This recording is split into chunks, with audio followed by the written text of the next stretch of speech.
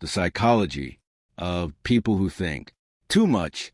You've probably done this before. You replay a conversation from hours ago, a sentence you said, a pause that felt strange, a look on someone's face, and suddenly your mind begins building theories. Maybe they misunderstood you. Maybe you sounded arrogant. Maybe they're secretly upset. The strange part is, nothing is happening in the present moment, but your brain keeps running simulations over and over, like a movie that refuses to stop playing. So the question isn't just why you think so much.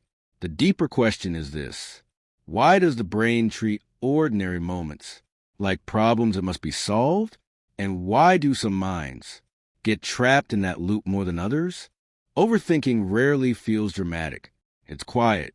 It happens while you're brushing your teeth, while you're lying in bed, while you're staring at your phone, but not really reading anything. Your brain is busy, but nothing is actually moving forward. You analyze what you said. You analyze what someone else meant. You imagine possible future outcomes. And the strange part is, you believe thinking more will eventually bring clarity.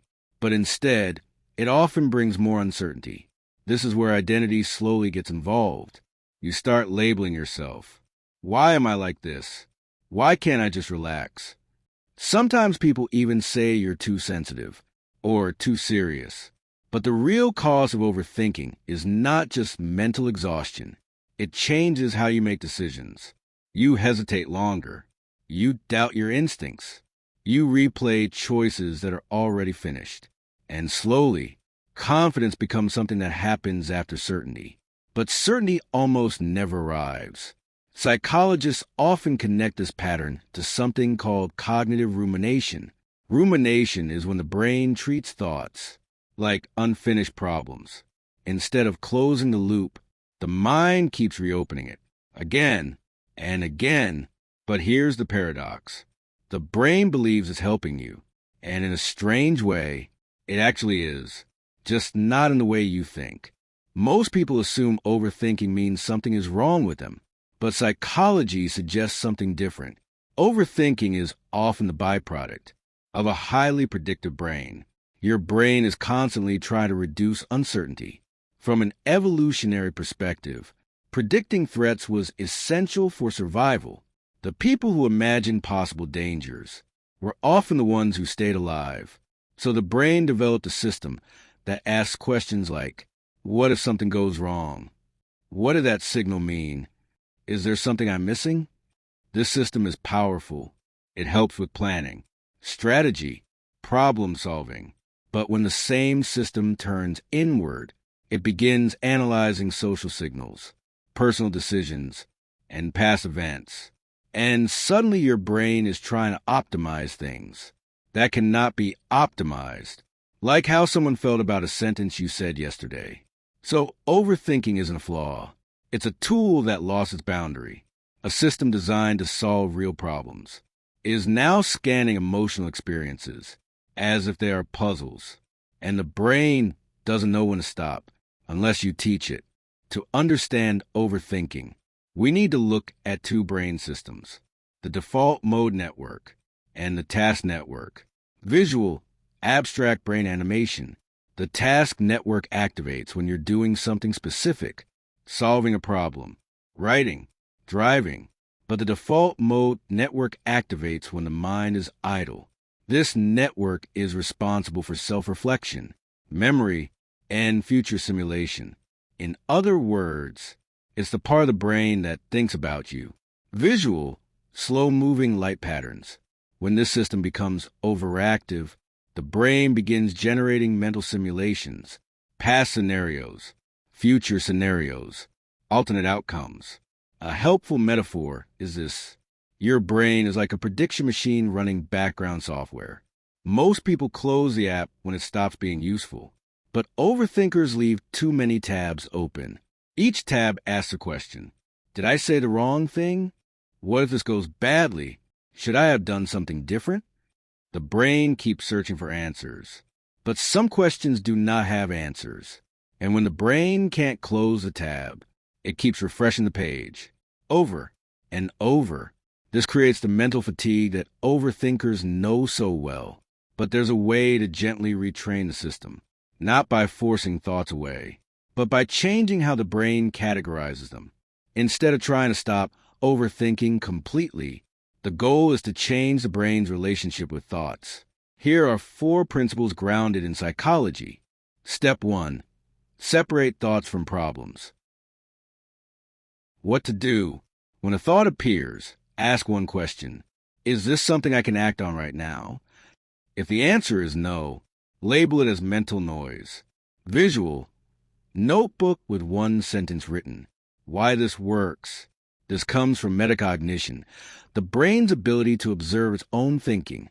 Studies show that labeling thoughts activates the prefrontal cortex, which helps regulate emotional circuits.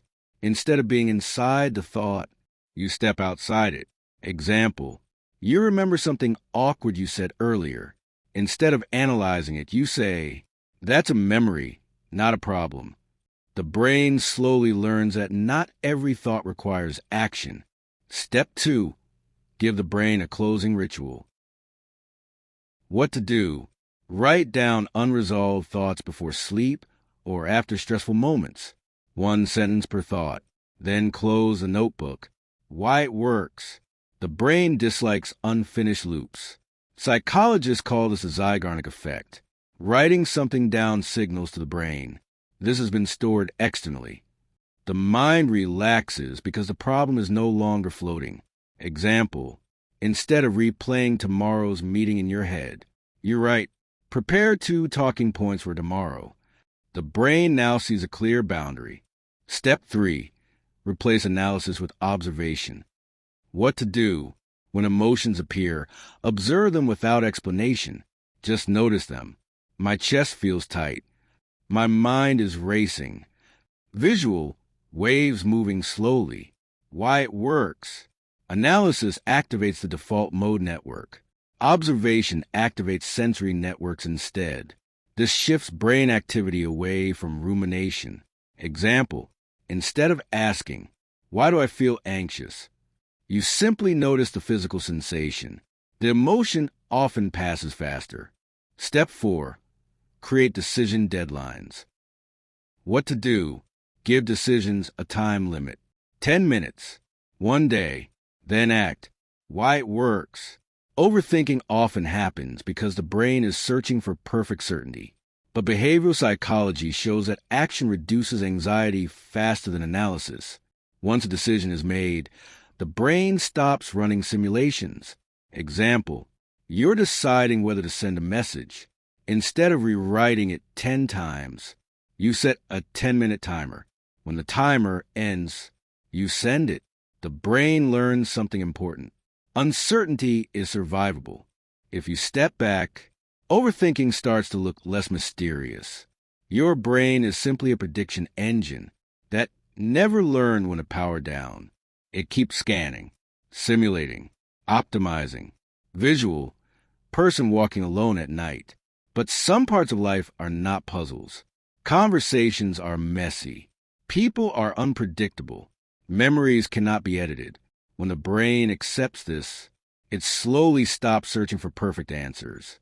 Instead of trying to close every mental tab, you learn to leave some pages unfinished. And strangely, peace often appears in that unfinished space. Overthinking doesn't mean your mind is broken. It usually means your mind is very active and very concerned with getting things right. But life was never meant to be perfectly understood, only experienced. Visual, empty room with sunlight. Some thoughts deserve attention. Many don't. The real skill isn't controlling every thought. It's knowing which ones deserve a seat at the table and which ones can quietly pass by. And once you learn that difference, your mind stops feeling like a maze and starts feeling like a place you can finally sit down in without needing to solve it.